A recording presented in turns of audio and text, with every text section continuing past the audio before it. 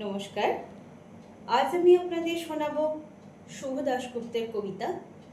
আর যাকে নিয়ে কবিতাটি লেখা তার সম্পর্কে সমস্ত ভারতবর্ষের মানুষের অপার কৌতূহল। সেই কৌতূহল থেকেই কবি শুভ দাশগুপ্ত এই কবিতাটি লিখেছিলেন। কবিতাটি আমাদের বীর সৈনিক নেতাজিকে নিয়ে লেখা। কবিতাটি পাঠ করে শোনাচ্ছি। তোমার পাথরে দিয়েছি মালা, এত মালা এত ফুল, তুমি ঢাকা পড়ে গেছো। তুমি পাথর না হলে রাগ করতে। ৫৬ বছর আগের এক মধ্যরাতে এলগিন রোডের ৩ তলার ঘরে আলো জ্বলছিল। চাদর গায়ের এক ছায়ামূর্তি পায়চারি করছিল অবিরাম। বাইরের রাস্তায় ইংরেজ পুলিশের চর সতর্ক সজাগ চোখে দেখছিল। তাদের সব সতর্কতাকে বুদ্ধ বানিয়ে তুমি তখন অন্ধকার চিরে ছুটে চলেছ আলোর পথে। দেশের মানুষ কাকপক্ষী কেউ টের পায়নি।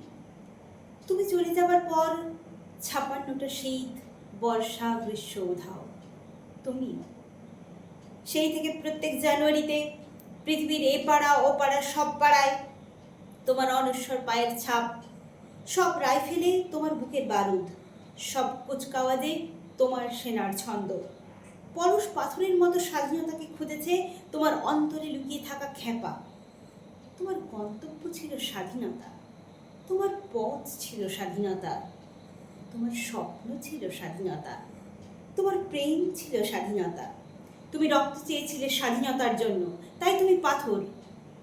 যারা স্বাধীনতার আড়ালে চেয়েছিল গদি, চেয়েছিল সিংহাসন, ইংরেজের ছেড়ে যাওয়া লুটের রাজ্যপাট, তারা রইল সুখে।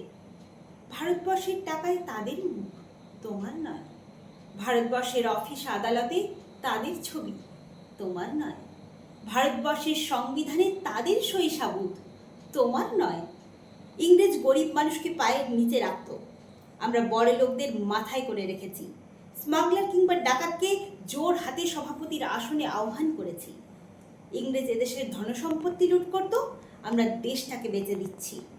ইংরেজ দিয়েছে চাবুক, লাঠি, গুলি, আমরা দিয়েছি মস্তান, মাফিয়া, নেতা আর গুলি।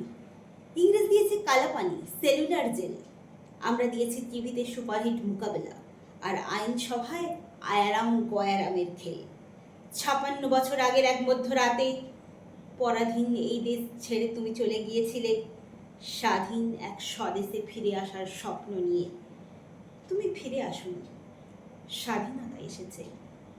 তার কাঁধে ঝুলি ভরে নিয়ে এসেছে ভোট নামক রাজসূয় যজ্ঞ, গণতন্ত্র নামক চিরায়ত মৎসর ন্যায়, প্রগতি নামক লোক ঠকানো স্ট্যাটিস্টিক্স, সংহতি নামক বিস্ফোরণের চুরমার, ঐতিহ্য নামক মন্দির মসজিদের ঝগড়া, আর সমুদ্র কাঁপিয়ে দেওয়া ভাষণ, ভাষণ আর ভাষণ। ৫৬ বছর ধরে তুমি পাথর হয়ে আছো। ৫৬ বছর ধরে ভারতবর্ষ অধীর অপেক্ষায় কান পেতে আছে। ইথার তরঙ্গে কবে হঠাৎ শোনা যাবে স্বাধীনতার নিজস্ব কণ্ঠস্বর। আমি সুভাষ বলছি, আমি সুভাষ বলছি।